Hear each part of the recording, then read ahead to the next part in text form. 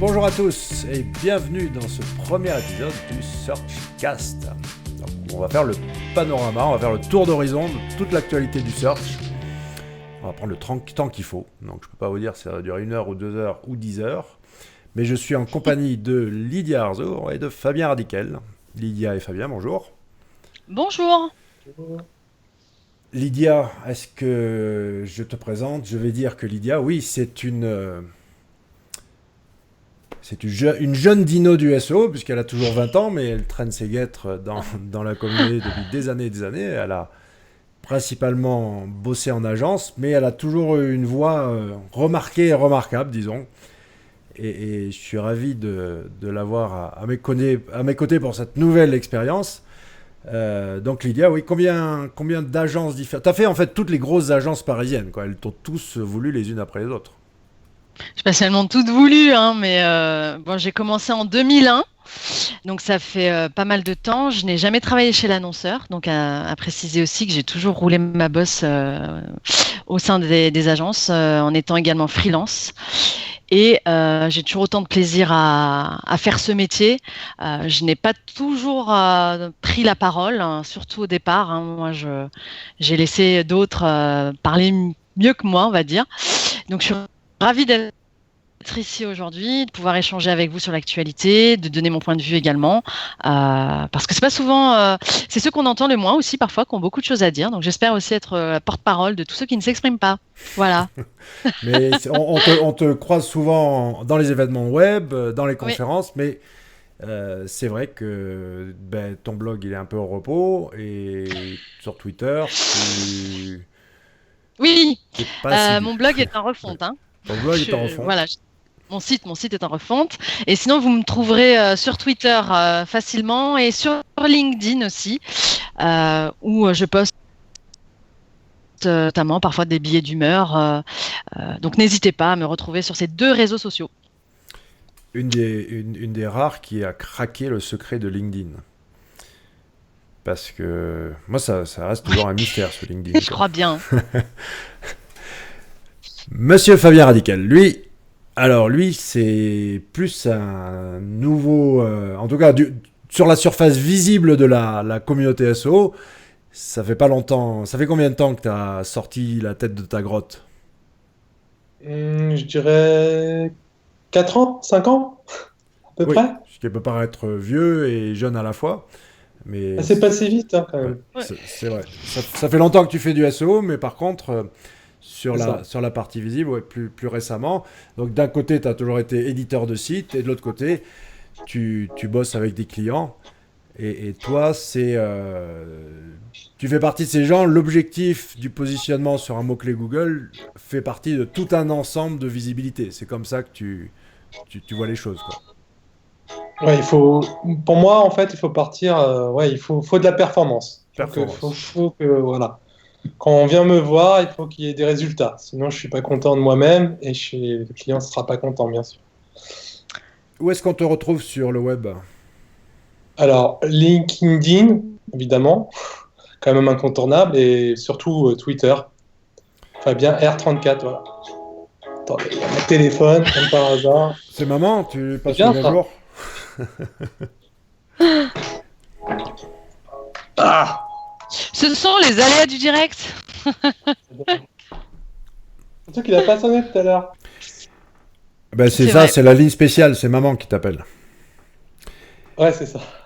Donc on va C'est bon. plonger directement dans le vif du sujet avec la métamorphose de Google.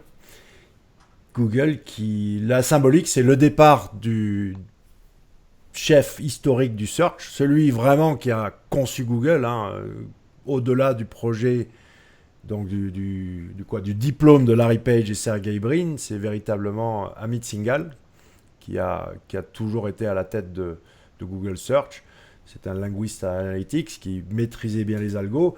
Et aujourd'hui, ils ont pris un gars de l'intelligence artificielle, slash machine learning, qui est complètement une nouvelle politique. Et à mon avis, c'est même d'ailleurs pour ça qu'Amit Singhal n'a pas supporté que son bébé devienne autre chose que ce que lui, comme lui l'avait conçu, quoi.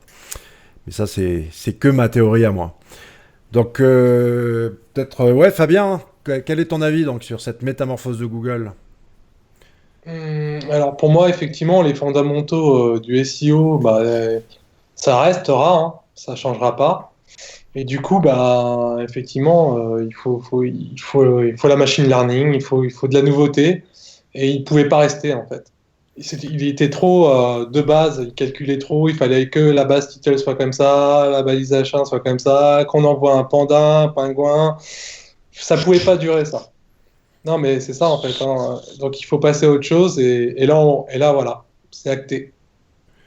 Mais ouais, je suis de cet avis, c'est-à-dire que ça va pas directement impacter notre travail de tous les jours, celui qu'on fait bien sûr en évoluant, hein, avec toutes les évolutions qu'on a subies depuis toutes ces années, mais le core business de ce qu'on fait depuis plus de 10 ans, ça va rester, ça s'est stabilisé. Mais Lydia, ton avis? Ouais, moi je pense, enfin je rejoins votre avis.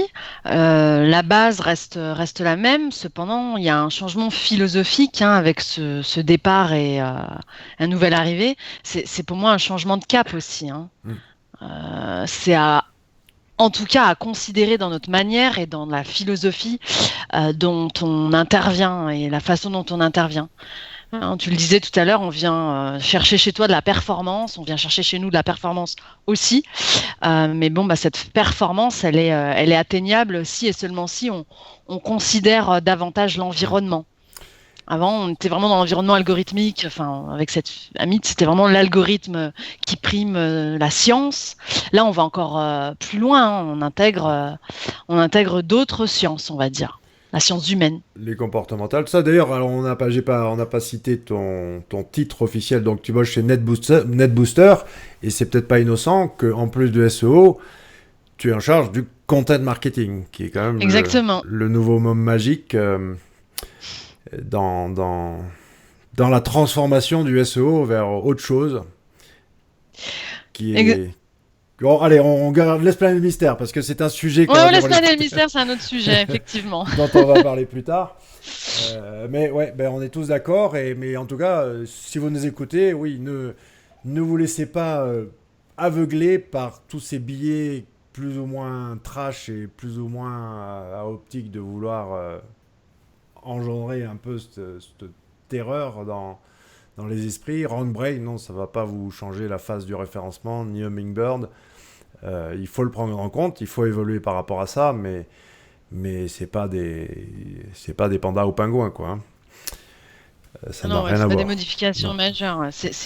Pour moi, c'est hautement aussi philosophique. Hein. On prépare le terrain, j'ai envie de dire. Et puis il faut voir ce que ça tacle quoi. C'est quand même des requêtes super improbables. Déjà les queries qui n'existaient pas auparavant. Moi je sais pas pour vous, mais va optimiser un site sur des choses qui sont même pas encore tapées, tu vois. Donc, il est balèze le mec, hein, le Google, parce qu'il peut faire du prédictif sur ce qui n'existe pas encore. Mais encore une fois, je pense que si on a une bonne stratégie de contenu, naturellement on l'adresse, ce que veut ce type d'algorithme. Naturellement. Autre chose sur la transformation de Google, où on passe au landscape du search. Passons au landscape, parce que du coup, ça répond un peu à la question. Ouais. Parce que la futurologie, donc là, je me suis dirigé sur distill.net /searchscape. Escape. J'ai du mal avec les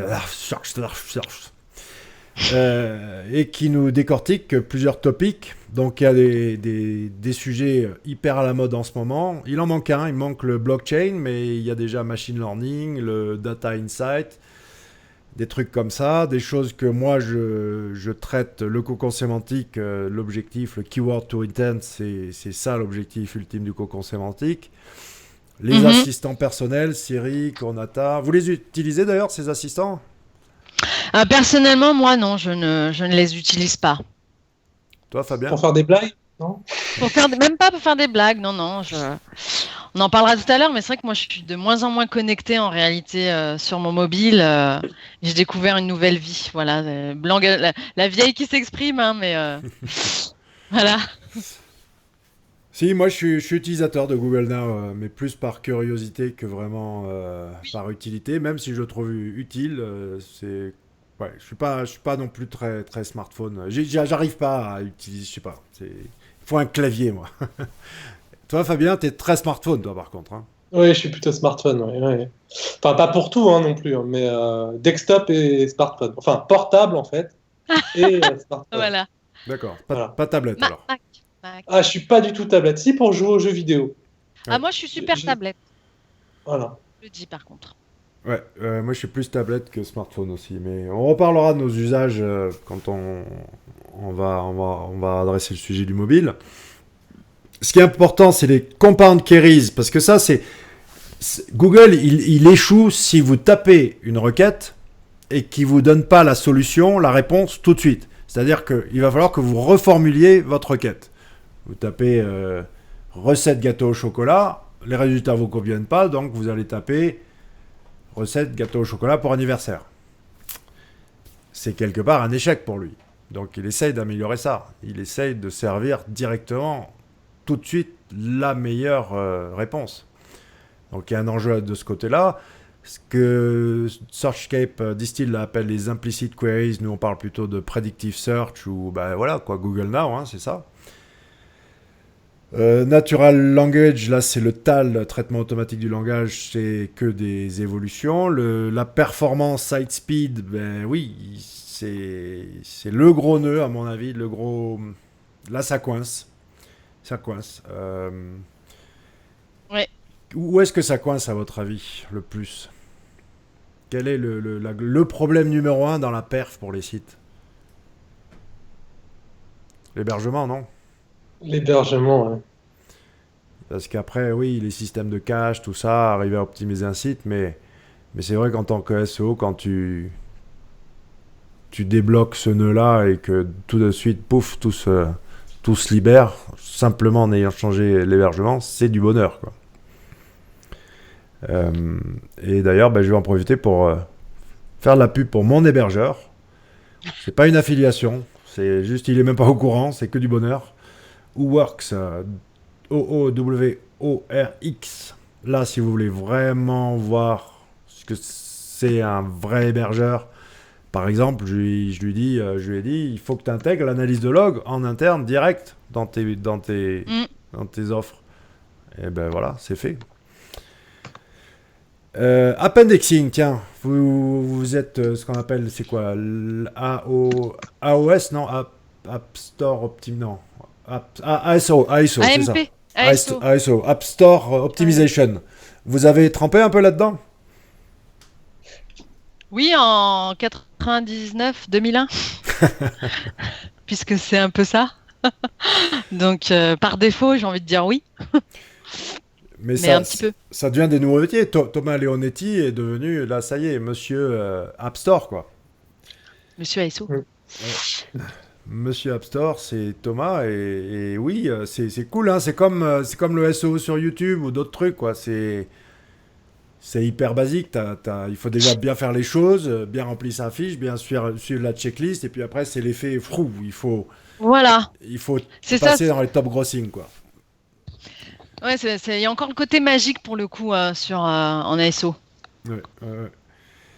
Ouais, Keyword to Intent, donc oui, ça c'est ma quête du Saint Graal, du site parfait, pour répondre exactement à l'intention du visiteur. Donc derrière le mot-clé, pensez à des idées, à des concepts, des clusters, pourquoi pas, mais plus que le mot-clé tout seul, et surtout, qu'est-ce qu'il y a derrière ce mot-clé? Qu'est-ce que veut le visiteur réellement? Cross-device browsing, ouais, ça c'est chaud, quoi. Notamment quand on veut commencer à faire un peu de l'analytics poussée et quand on voit le chemin du visiteur, du consommateur. Qu'est-ce que vous en pensez? Le visiteur, il passe 3 semaines à comparer, il va venir par, allez, peut-être 10-20 fois sur le site, à chaque fois par un device différent. C'est du point de vue analytique, maintenant, ça devient complexe à traquer, hein. Ouais, c'est compliqué, ouais. Faut voir ce qu'ils vont faire avec les footprinting, là. Les fingerprinting, j'avais vu quelque chose là-dessus, hein, pour pouvoir bien suivre l'internaute sur n'importe quel mobile, n'importe quelle plateforme, en fait. Mobile, n'importe, tablette, n'importe quel écran. Ah ben moi je connais une agence qui fait du tracking via la footprint du navigateur, du browser. T'as pas deux navigateurs configurés pareil dans le monde en fait, statistiquement. Bah ouais, c'est bien. Donc c'est quand même, tu vois, ce qui me fait marrer, c'est donc tout le monde, les législateurs, les cookies c'est interdit machin. Tu peux traquer avec les e-tags, tu peux traquer donc avec la footprint du navigateur sans problème, voire même de manière beaucoup plus performante qu'avec un cookie. Donc c'est un peu à la ramasse du côté. Et je sais pas si vous utilisez par exemple Ghostery, le petit, ou pour Firefox ou Chrome, c'est un petit qui te montre en fait tous les spyware même si c'est un peu un gros mot, que les sites, tous les trackings qu'envoient les sites, et waouh, ils peuvent avoir le message cookie en haut là, mais ça va beaucoup plus loin, c'est assez impressionnant quoi. Comme quand tu vas même sur des sites qui paraissent relativement innocents, genre Dailymotion, tu vois, t'as un pavé de 3 km de haut de trucs de tracking. Donc, cross-device browsing, c'est un des gros enjeux. Le personal index search, ça, je sais même pas ce que c'est, quoi. Ah oui, bah oui, sur ton PC, les photos, les trucs. Encore une fois, Google Now, Spotlight. Spotlight qui devient de plus en plus intéressant, quoi, sur macOS. C'était une vraie merde avant, le moteur de recherche interne, là. Et ça commence à devenir beaucoup mieux. Là, le changement, alors ça nous impacte directement, le changement de l'interface Google. La fenêtre de visibilité des résultats naturels devient de plus en plus faible. Mais contrairement à ce qui se passe à l'écran, la confiance reste la meilleure pour les résultats naturels. C'est-à-dire que jusqu'à preuve du contraire, c'est le meilleur levier de conversion, de fidélisation, de tout ce que vous voulez, de branding, d'autorité. Les gens ont confiance dans les résultats naturels. Mais parce qu'ils sont pertinents, on est d'accord. C'est parce qu'ils sont pertinents aussi. Ouais. La notion de pertinence, elle va avec. Au-delà de la notion de confiance, parce que tu peux être attaché, avoir une vraie relation de confiance avec une marque, en l'occurrence là c'est Google, et puis te rendre compte que c'est plus top, mais comme tu as une partie affective, tu y restes. Là, je crois qu'il y a quand même toujours cette pertinence qui reste l'indicateur numéro 1 de la confiance. Oui, mais tu as un danger qui est cette fameuse pensée unique, c'est-à-dire que c'est la manière de présenter les choses par Google qui devient finalement la manière de penser universelle. Prenons un exemple à la con, mais tu vois, tu cherches n'importe quoi de consommation, les trucs IFI, électroménager, peu importe, tu vas tomber sur toujours les 10 mêmes sites du e-commerce, en gros. Ils ont une popularité tellement démentielle par rapport aux autres que oui, ils y arrivent par défaut, et du coup, c'est un peu comme les supermarchés qui ont éclipsé les petites épiceries de quartier, tu vois. C'est ça, c'est la grande. C'est ça.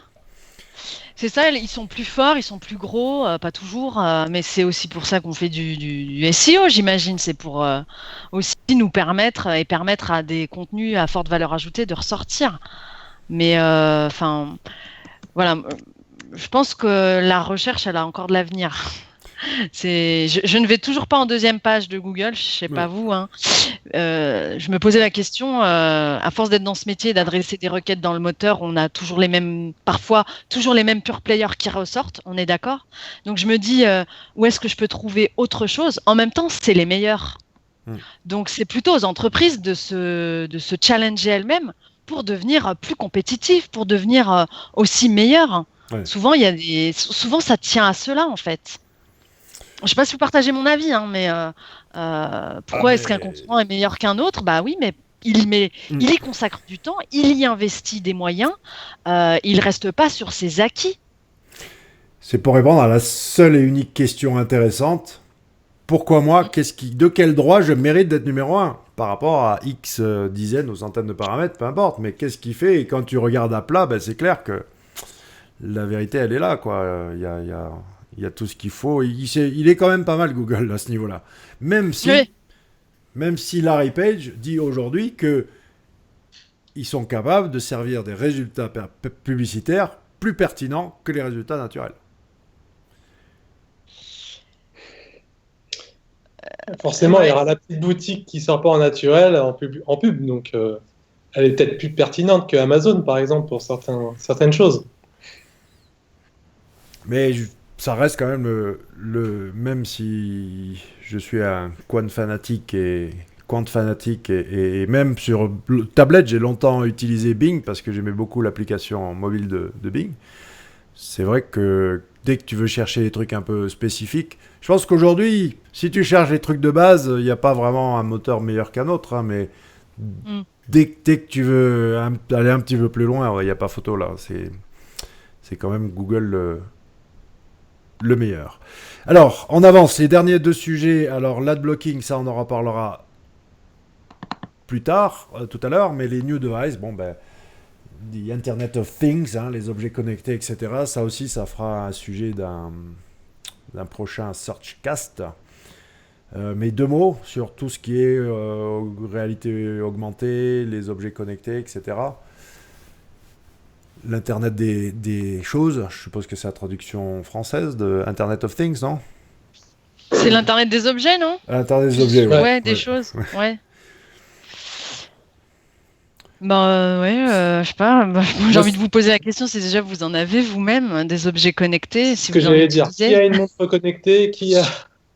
Si, moi, je suis connecté, notamment, vous savez bien que je dévale la montagne à fond la caisse en VTT, et il y a une application qu'on appelle Strava qui nous permet de nous chronométrer, et notamment de savoir que samedi dernier, j'étais dans une course sur départ en haut d'une piste rouge, sur la neige, avec 130 autres fous furieux, et ça m'a permis de savoir que j'étais à 98 km/h quand même, à dévaler la piste avec ma bicyclette sur la neige, quoi. Donc oui, je suis connecté. J'ai essayé Fitbit un été, puis j'ai cassé le bracelet et je l'ai jamais réparé, mais ça me manque pas. Puis surtout, ce qui est chiant, c'est qu'il faut, je suis désolé, mais c'est pas pratique. Ok, ça va être le cœur, machin, les pas, tout ça, mais ensuite il faut rentrer combien de verres d'eau t'as bu, qu'est-ce que t'as bouffé, etc. Enfin, c'est un boulot à temps plein, quoi, ce machin, d'être profilé, de savoir si t'es en bonne santé, si tu manges les bonnes choses, etc. Jusqu'au jour où ils seront capables de savoir automatiquement ce que je mange, ce que je bois, pour moi, ça reste encore très très chiant et très très lourdingue et juste gadget, quoi. Et la sécurité, c'est des gouffres de... On en parle peu, mais ils s'en foutent de la sécurité, de ces trucs-là.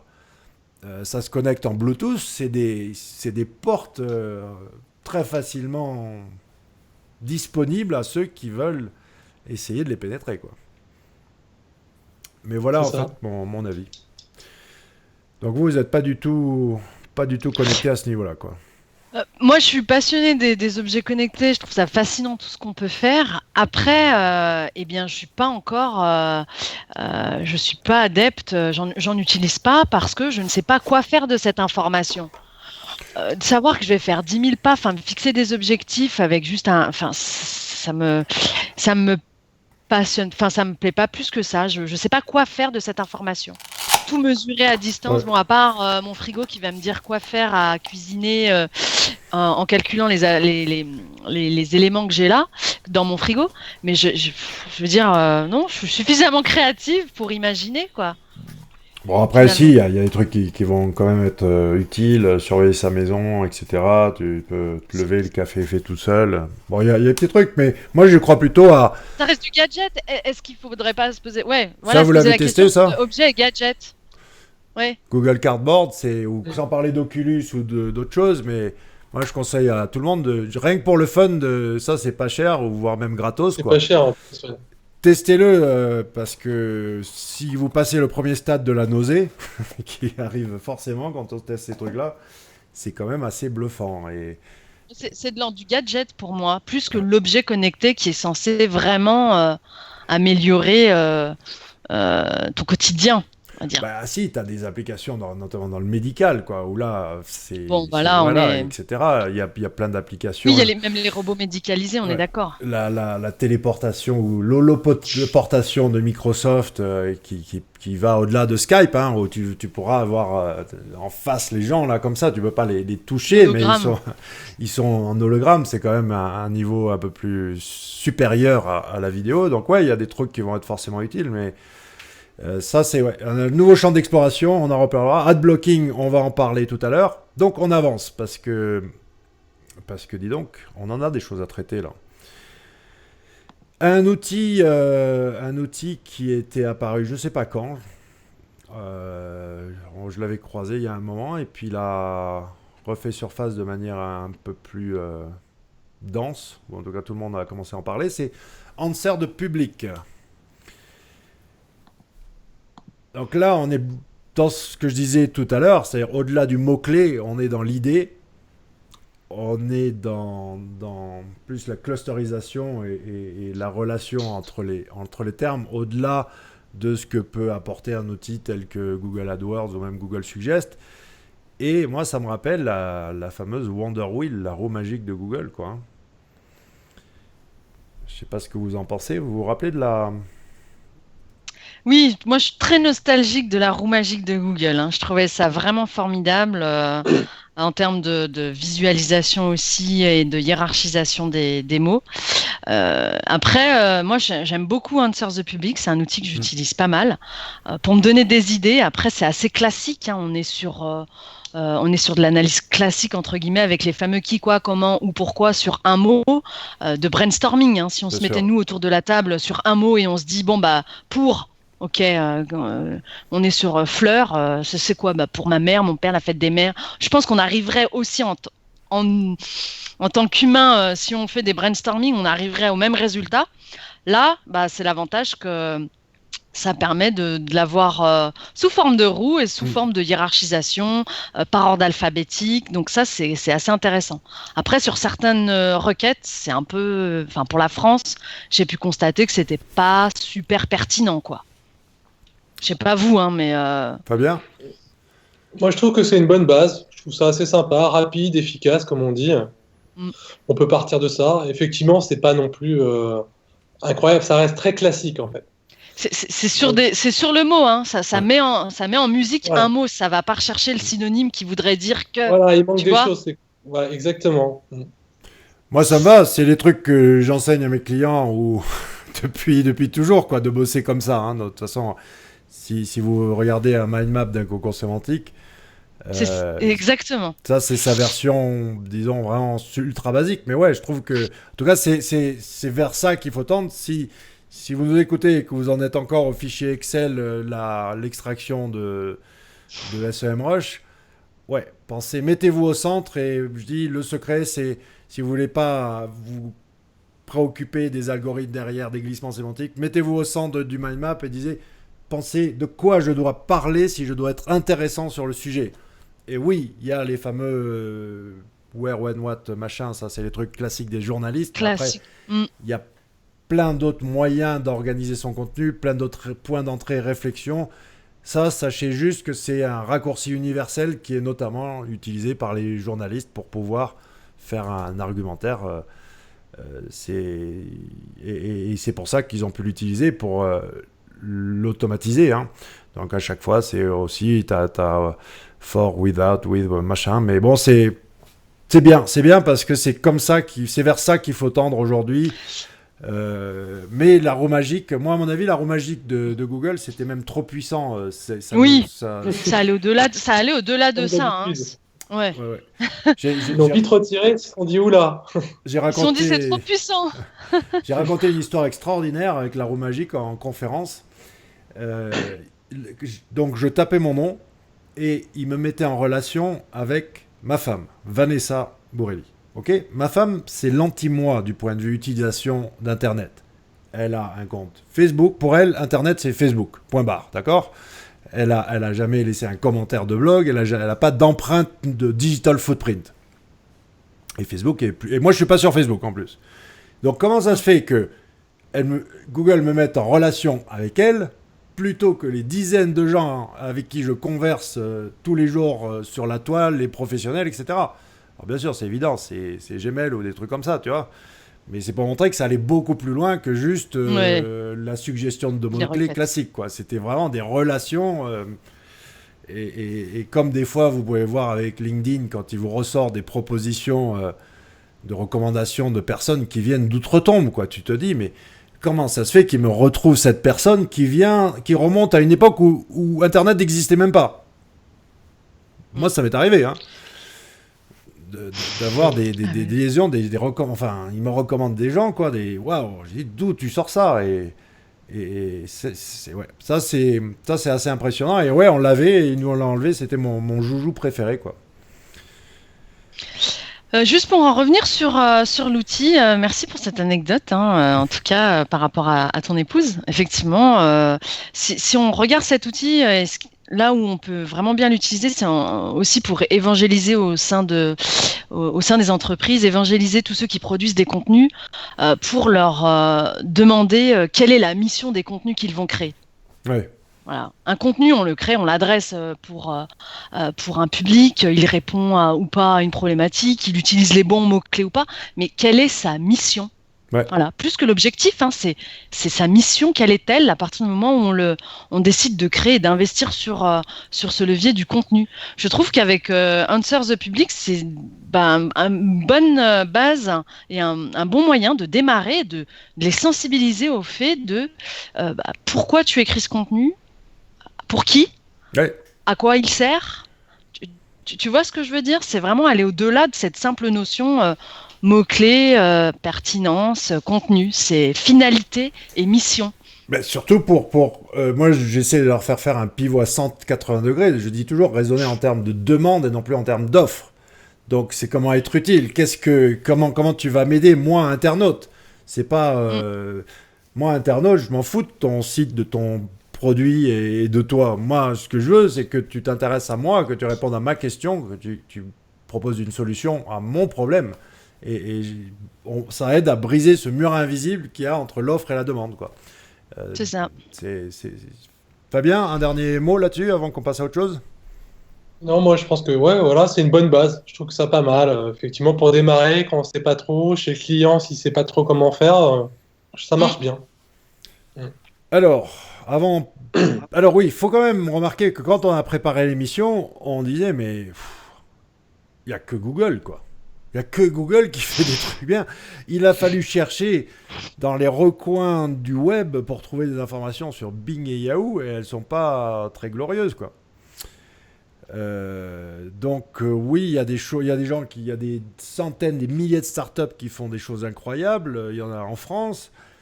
Mais du point de vue de l'information disponible et visible à tous, Google domine et archi-domine. C'est assez impressionnant même, hein.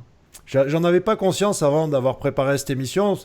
Bien sûr que tu vois Google partout, mais là, quand il a fallu faire le sommaire et que tu vois que, bon Dieu, 90% c'est Google, et comment on va faire pour parler un peu du reste? Waouh! Mais alors, Bing et Yahoo. Bing et Yahoo. Donc les parts, alors attends, sauf que là ça a tout giclé. Donc dans le monde, merde, j'ai le tableau qui est parti à envoyer. C'est à peu près équivalent quand même. Ouais. Pardon, je vous ai plus entendu. Ben, les stats d'usage. De Bing en France et dans le monde. Tandis qu'aux US, c'est Google a baissé. Puis n'oublions pas qu'il reste quand même invisible ou minoritaire sur quasiment des continents entiers, quoi. Donc en France, on a toujours cette vision très Google-centrique qui n'est pas la même ailleurs, quoi. Ouais, nous on est franco-français en France. J'ai la chance moi de travailler dans une agence internationale, donc on a des correspondants à l'international et on parle pas que de Google. Et nos clients ne nous attendent pas que sur Google justement. Donc c'est intéressant de revoir, je vais employer un vieux mot, mais le baromètre des moteurs de recherche. C'est exactement ça, il y a beaucoup de Google partout, mais pas dans le monde, quoi. Pas que voilà, c'est à prendre en compte, je pense, de ne jamais cesser de suivre l'actualité des autres. Alors, Même si c'est pas énorme. pauvre Yahoo. Alors, c'est pas que Par Yahoo, contre, hein. C'est toute la Silicon Valley, là, depuis le début de l'année, qui licencie à tour de bras. Yahoo, c'est 15% du staff qui a dégagé. Et Marissa Meyer, elle est quand même dans le collimateur pour sa stratégie qui était de. Elle a embauché des top rédacteurs, enfin journalistes, éditeurs en chef du New York Times, de machin, de trucs, pour finalement aujourd'hui fermer Yahoo Food, Yahoo Health, Yahoo Parenting, Yahoo Makers, Yahoo Travel, Yahoo Autos, Yahoo Real Estate. Wow. Donc c'est clair que là c'est un échec flagrant de la tentative de Yahoo de devenir une vraie référence en termes de contenu. un média. Un vrai média à part entière. Un média, hein, Ouais. faut le dire, hein. C'était sa volonté d'en faire un média très puissant. Ouais. Et ça n'a pas fonctionné du tout, quoi. Yahoo, le problème, c'est que ça a une très bonne image aux États-Unis, mais c'est quand même le portail du Pékin moyen, du Wyoming, quoi, si vous voyez ce que je veux dire, tu vois. T'as pas besoin de l'éditeur, du rédac chef superstar du New York Times pour servir de la news à cette population-là. Comme dit très bien l'article de Vanity Fair, là, c'est en fait, t'es en concurrence sur le cul de Kim Kardashian, quoi. C'est ça le niveau du contenu, voilà, qui intéresse les gens. C'est pas des traités sur comment. Enfin, vous voyez ce que je veux dire, quoi. Donc, ouais, Yahoo, là. Souci, hein, parce que ça dézingue à tour de bras. Marissa Meyer, là où je pense qu'elle s'est plantée, c'est que c'était une techos, elle était très forte, elle vient de chez Google, elle était VP, hein, vice-présidente de Google, mais elle a jamais monté un truc de presse, quoi, en fait. C'était pas elle pensait qu'elle allait pouvoir réussir là-dedans, parce qu'elle a pris des gens de talent autour d'elle. Mais peut-être qu'elle manquait un petit peu de vista à ce niveau-là. Et ouais, grosse erreur, quoi, en tout cas. Mais ils enchaînent erreur après erreur, quoi. C'est ça le problème de Yahoo. Alors que en fait, ils arrivent à survivre malgré eux, grâce à la puissance de cette marque, grâce à l'affection des internautes envers Yahoo, mais ils méritent pas d'être toujours en vie tellement ils ont fait de conneries, quoi. Votre avis sur Yahoo? Moi, je comprends pas la stratégie de Yahoo. J'ai jamais compris la stratégie de Yahoo, en fait. Depuis qu'ils ont arrêté le moteur de recherche, j'ai pas compris, en fait. C'est ça, ils voulaient devenir un média. Un média, ils voulaient. Ouais, c'est ça, ils voulaient devenir un média, mais ils ont pas changé. Pardon, vas-y, je t'en prie. On voit Yahoo question-réponse. C'était un carton, quand même. Ouais. Enfin, tout le monde l'a utilisé, je sais pas. C'était génial. Ouais, d'accord. Ouais. Aujourd'hui, est-ce qu'on entend encore parler? On n'entend plus parler. À chaque fois, Yahoo, c'est ça, en fait. Ils font un truc super, on n'entend plus parler. Mais regarde, voilà. Pire que ça. Ils passent à autre chose. Flickr. Et puis ils vont faire autre chose. Flickr, très bon exemple. Est-ce qu'un jour tu pensais que Flickr allait être détrôné par une espèce d'application mobile qui s'appelle Instagram, qui te permet d'appliquer des filtres rapidement, quoi. Flickr, c'était génial, le truc du vanity compte pro, tu vois, c'est un exemple parfait de comment tu peux faire payer des gens juste pour avoir un autocollant, quoi. Ouais, c'était génial Flickr, mais jamais de la vie, j'aurais pensé qu'il se fasse exploser comme ça en vol, mais instantanément par Instagram. Ça a été. Et à chaque fois qu'ils ont fait quelque chose, c'était comme ça. À chaque fois. Parce que leur application mobile était merdique, c'était inutilisable leur bordel, quoi. C'est tout. Ouais. C'est aussi simple que ça. Et en face, il y a un petit pure player qui est arrivé et qui a tout dézingué. Et à chaque fois. Tous, tu les prends un par un les trucs et boum boum boum, et c'est dommage parce que on n'a pas grand chose à mettre sous la dent, hein, pour au niveau du search, donc c'était quand même si c'est un espèce de mastodonte, c'est pas Microsoft, quoi, tu vois ce que je veux dire. Microsoft, là, c'est encore autre chose, c'est encore un autre niveau, c'est encore si t'en veux du dinosaure, je pense que, et du gros platosaure, un diplodocus, là, le gros. On parle pas de Tyrannosaure Rex ou de je sais pas quoi, là, c'est vraiment le plan-plan, quoi, l'hippopotame, hein, Microsoft. Tu parlais de Yahoo questions-réponses. Je ne sais pas si vous utilisez Quora. Ah oui. Et c'est ça en fait. Hein. C'est aussi cette plateforme de questions qui est, pour moi, en tout cas, j'arrive à trouver pas mal de choses sur Quora. Et on voit même des gens de la communauté s'exprimer, hein, pas régulièrement, mais ça me fait penser vraiment à Quora quand j'entends Yahoo Question-Réponse qui avait bien commencé et poum, qui est tombé dans les oubliettes au détriment d'un Quora, quoi. Ouais, Quora, c'est quand même très tech. Hein. Yahoo Answers, tu pouvais Aussi. demander la recette du gâteau au chocolat. Tandis Mais que... c'était pas pertinent en termes de réponse non plus, quoi. Faut pas délirer, hein. C'était. Ouais, mais l'esprit de noter, enfin moi je trouvais que c'était assez bien foutu en fait. Par rapport à un forum comme Comment ça marche, il cartonne, tu vois. Ah oui, Là, par contre, il y avait la patte Yahoo des là-dessus. réponses rapides, enfin, je trouvais ça assez bien foutu en fait. La Et patte il Yahoo. lâche en fait. Pour moi, il lâche les choses et puis il passe à autre chose. Et puis c'est comme ça qu'il se plante en fait. C'est ce que je recommande. Oh, pardon, vas-y. Pardon. Non, c'est l'aspect nouveauté, Yahoo. C'est ça. C'est ce que je recommande à mes clients, moi, d'installer à la place de forum, un format Yahoo Answers. Alors, qu'est-ce qu'on a à dire d'autre d'intelligent? Donc, Yahoo demande à recevoir des propositions de rachat avant le 11-04. Waouh. Alors, Laurent... Time Inc. se positionne pour racheter Yahoo. 1er mars, alors maintenant Bing. 5e anniversaire de Bing France. Ok.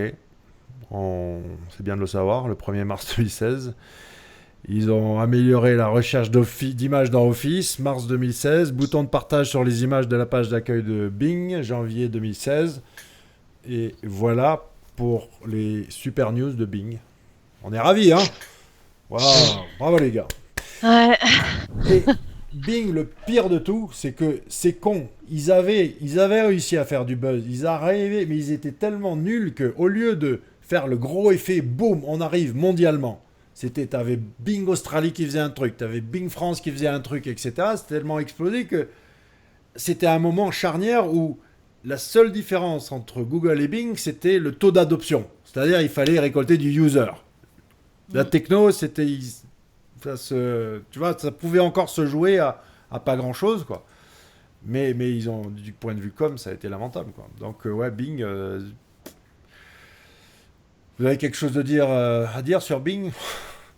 Moi, ouais, il n'y a rien de neuf en fait, c'est ça le truc. Ils ont copié un peu et pour moi, elle est là l'erreur. Il fallait un petit côté, un petit côté Yahoo, un peu de folie de Yahoo dans un moteur de recherche en fait, tout simplement. Moi, je suis un grand fan de Yahoo, hein, de la belle époque, donc ça me fait mal de voir tout ça en fait partir un peu en vrille. On a tous un attachement pour Yahoo, je pense. Ouais, hein. bien sûr. Parce qu'on ne veut pas se voir demain qu'avec un seul moteur. Aussi, faut se le dire. Et Yahoo, il a cette incroyable capital sympathie.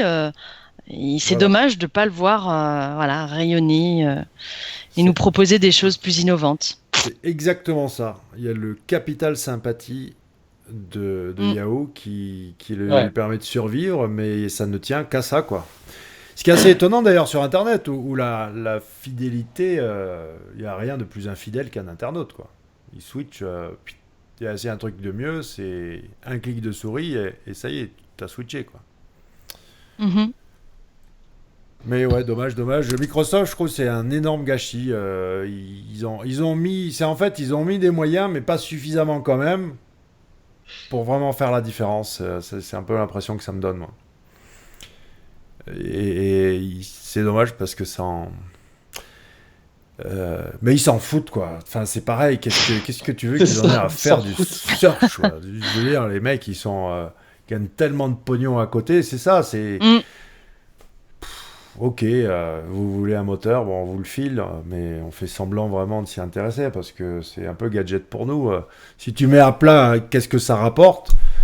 C'est clair que... Ils avaient quand même MSN hein, aussi, qui était quand même... Ouais. Tout le monde avait MSN, on a tous remplacé MSN aujourd'hui, mais ça veut dire qu'ils avaient, en fait, le social, ils l'avaient déjà, en fait, aussi, Bing. Ouais. Mais ouais, exactement. Ils ont rien fait, c'est pas leur métier. Ouais, mais Leur métier, c'est faire du soft, C'est ça, point. Ils avaient le social dès 95. Moi, j'étais inscrit à la MSN Gaming Zone à l'époque. Hein. Donc, c'était bien avant Facebook, Google+, et tout ça, où tu avais déjà les joueurs qui discutaient, machin. C'était les prémices des réseaux. Dommage. Heureusement, je vous dis, il y a Quant en France qui fait bouger les choses. Ça nous donne un peu d'espoir et en tout cas de voir des gens qui je suis très fier, on va avoir Eric tout à l'heure, mais de ce qu'ils ont fait avec Quant Junior notamment. Si vous avez testé la version googlienne de Quant Junior, Kiddle? Oui, ouais, très bien. Ouais. Très bien, il m'a fallu 5 recherches, les 5 premières pour trouver des trucs que j'avais pas du tout envie de voir sur un moteur de recherche pour enfants. Mais pas du tout. Mais 30 secondes, il m'a fallu pour trouver ça. Et honnêtement, c'est même pas des trucs à filtrer. C'est pas des questions à se poser. J'ai pas envie de donner les requêtes que j'ai tapées, mais c'était... Tu donnes 0 résultat sur ce genre de truc, quoi. Il n'y a même pas photo. Alors que Quant Junior, oui, tu peux le trouver des défauts, mais dans les grandes lignes, il a tout bloqué, quoi, à ce niveau-là. Alors que l'autre, non, du tout, quoi. Mais bon, on en parlera dans quelques minutes. Ce qu'on va faire, c'est parler...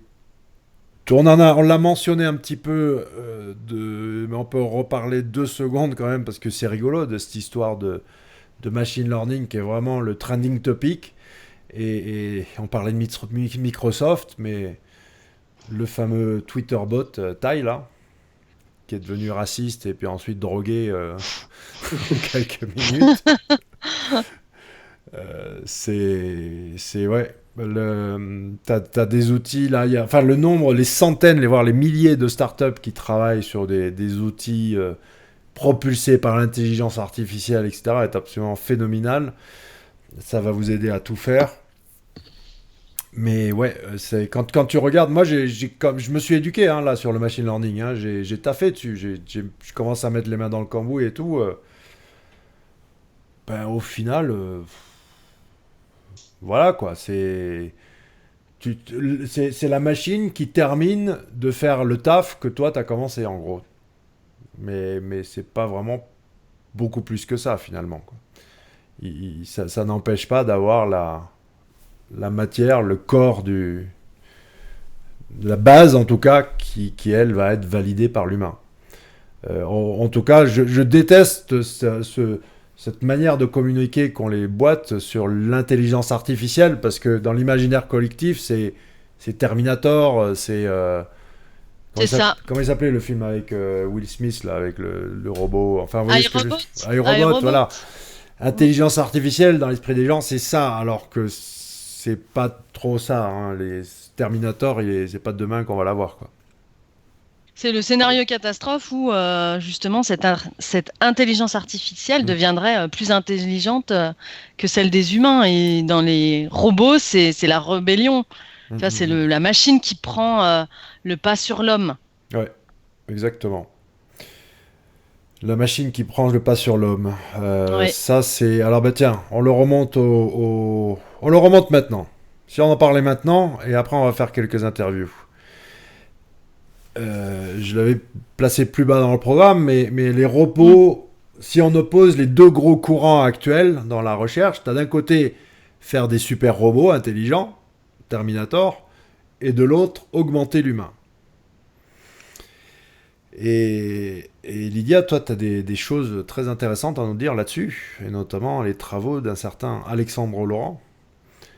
Oui, le docteur Alexandre, patron de Doctissimo. Je ne sais pas si vous le saviez, mais donc c'est quelqu'un qui est souvent invité d'ailleurs dans les médias et qui met en garde tout le monde sur les dangers les dangers de Google notamment.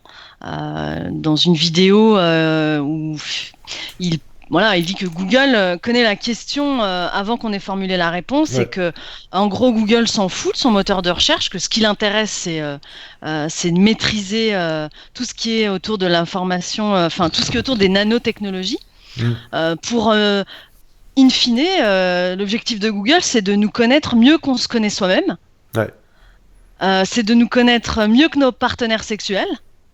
C'est de voir demain émerger, hein, c'est ce que dit Ray Kurzweil de Google, hein, le directeur du développement de Google, qui dit que voilà, demain il y aura une pensée hybride. Il y a de l'intelligence biologique d'un côté et l'intelligence artificielle connectée avec nos neurones en fait. On aura à la fois une partie connectée avec ce que tu disais Laurent en préparation de cette émission, là, la fameuse puce.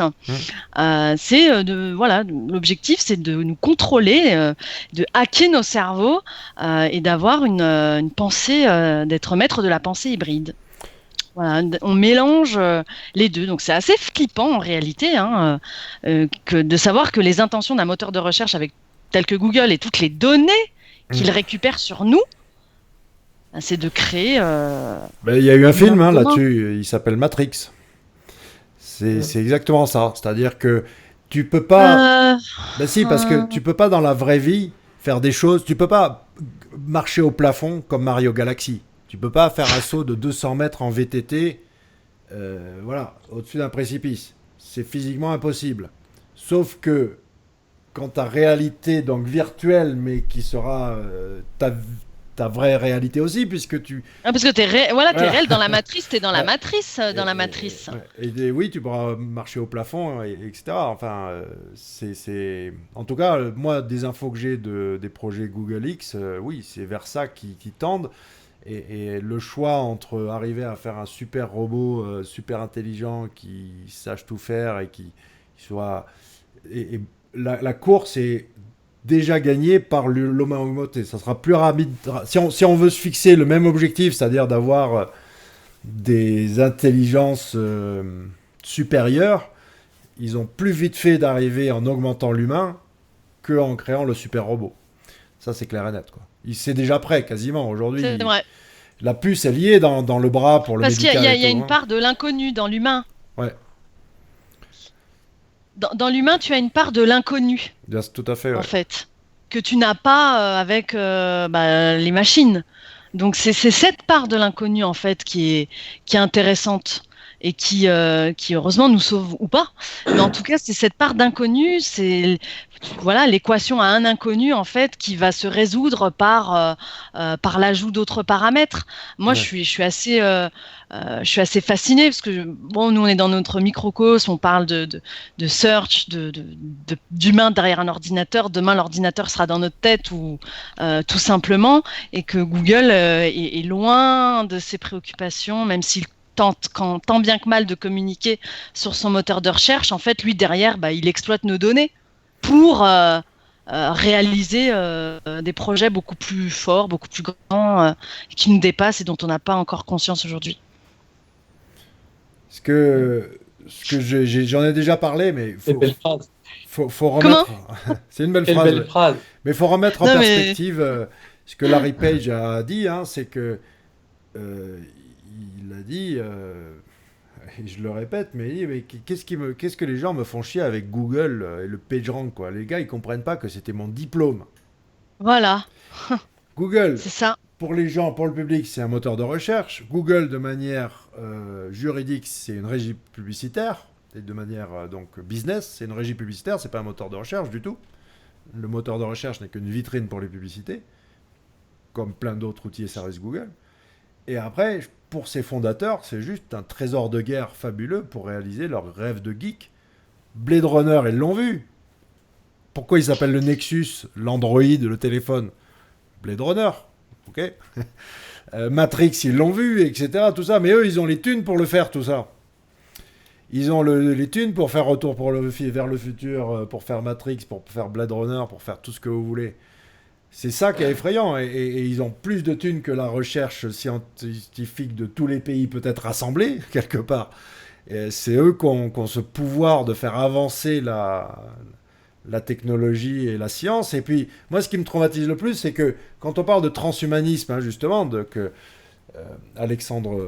Laurent Alexandre met en garde contre ce danger de faire reculer la mort. Mais faut savoir que Larry Page, il a une maladie super rare, la corde vocale gauche qui ne marche pas. Donc la maladie, il est face à elle, hein, tous les jours, il la vit, du réveil au matin, un truc incurable. Sergey Brin, dans sa famille, il y a Parkinson. moi je dis toujours d'étudier les hommes derrière les algorithmes. Un bouquin qui a tout changé pour moi, c'est... Voilà comment j'ai démarré, moi, à m'intéresser aux hommes. Avec ce livre, The Search, par John Battle, je sais pas comment on dit, tu sais, comment s'appelle son site comment il s'appelle déjà? Il parle beaucoup moins de Search aujourd'hui, mais son site... Monsieur Veil. Je me rappelle plus le nom de son site, ça, mais si. Mais c'est un lui, il est à la base de John Battle, il est à la base de Wired, donc c'est Wired Magazine, hein, qui est quand même pas n'importe quoi. Mais son site, pourquoi? Ah oui, ben voilà, c'est Battle Media, tout simplement. Mais c'est là que j'ai appris comment avait été construit Google, Yahoo, etc. C'est toute l'histoire de la Silicon Valley des débuts.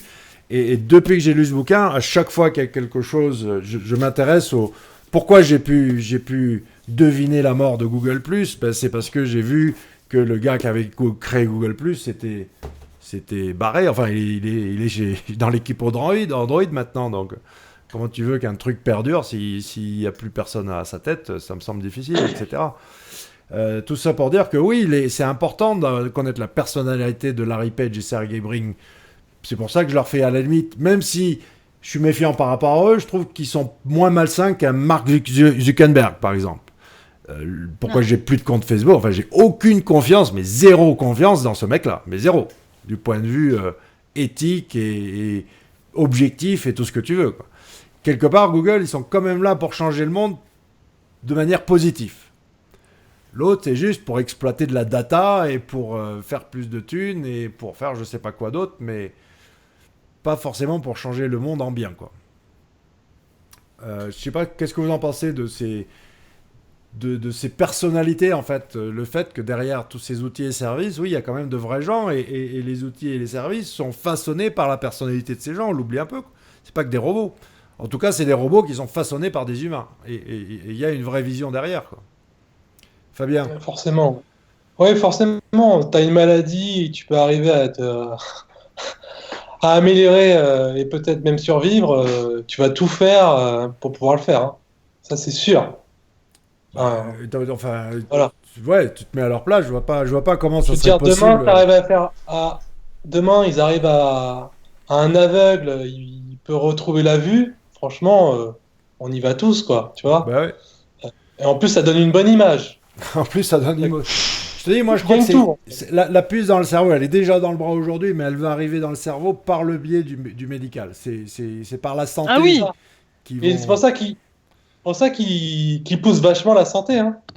Mais tu la refuseras, toi, la puce, si on te dit, si je te dis, je vais te dire quand tu vas choper des cellules cancéreuses, quand tu vas choper le diabète, je vais pouvoir tout anticiper. Avec les cellules souches, maintenant, je peux te cloner. D'accord? Si t'as prélevé, et puis alors si t'as pas fait à la naissance dans le sang du cordon ombilical, on va le prendre dans ta moelle épinière, on va se débrouiller, ou alors je sais pas, on va bien trouver un donneur, j'en sais rien, mais on est capable de cloner, de guérir 70 maladies aujourd'hui avec les cellules souches. Si on peut en plus les prévenir, c'était un film là avec Jude Law, non? Il me semble qu'il était comme ça, Ouais, comment ouais, ça c'est ça. s'appelait là, film de Je suis science-fiction. assez mauvais sur les noms des films, mais Et tu vois ce que je veux dire, hein? ouais. Où c'était tous Mais des là, quoi. non, mais c'est ça, en fait, ils vont nous le donner facilement. Ah, mais grâce à cette puce, tu n'auras pas le cancer. Oh, bah, Ouais. c'est pas mal. Tu vois, tout le côté gentil de Google, entre guillemets, quoi. Non, moi je trouve un Google plus dangereux qu'un Facebook à terme, hein, quand même. Ben, On va oui, dire que oui. Facebook s'est jamais caché derrière son Son sa attention plateforme. commerciale, Ah oui, voilà. elle a Ouais, toujours c'est ça. été là. Ouais, Alors vrai. que Google, c'est plutôt par derrière en Prenez-le, catimini. C'est lui qui. prenez-le, c'est bien. Oui, voilà. Non, non, mais enfin, moi je suis plutôt nuancée là-dessus, hein. Ils ont le même combat tous les deux sur l'exploitation de nos datas. Après, pour faire le bien, le mal, à partir du moment où on a un pouvoir. C'est à nous de À partir du décider. moment où on a un pouvoir, on peut Mm. aussi faire le mal, Ouais, le bien, hein, et de contrôler les individus. ouais, ouais. Vous avez vu comme en parlant du search, on arrive à dérouiller et à aller en fait Ben, au-delà de. c'est que le sort, puisque de toute façon, ce fameux sous-jacent, la discussion tourne autour d'un fameux brief d'un fameux projet Google X qui est si Google avait une forme, si Google était autour de nous là, tout le temps. Pas juste sur le smartphone, mais vraiment constamment. C'est ça, je vous dis, Matrix, hein, deux réalités, plap plap. Et tu peux te devenir un humain augmenté encore plus qu'avec ton petit téléphone là. Ça sera Minority Report, enfin tout ça, voilà. Ils les ont vus les films, hein, et je vous dis, ils ont le pognon pour le faire, quoi. Ok, donc on est arrivé. Alors on n'a pas du tout couvert tout ce qu'on voulait couvrir, mais c'est pas grave, hein. C'était la première. Il y en aura une deuxième la prochaine fois. Donc Fabien, Lydia, je voudrais vous remercier et au mois prochain. Merci pour l'invitation en tout cas. Oui, moi merci Laurent pour ton implication dans la communauté. Tout ce que tu fais, c'est vraiment essentiel pour ne pas dire vital. Donc j'ai été ravie de participer à cette première émission. Tu pourras toujours compter sur moi. Merci beaucoup. Voilà. Fabien, écoutez, ouais, au plaisir. Je pense que c'est pas mal en tout cas pour une première. Ouais. Allez, à plus. Bye bye. Bye.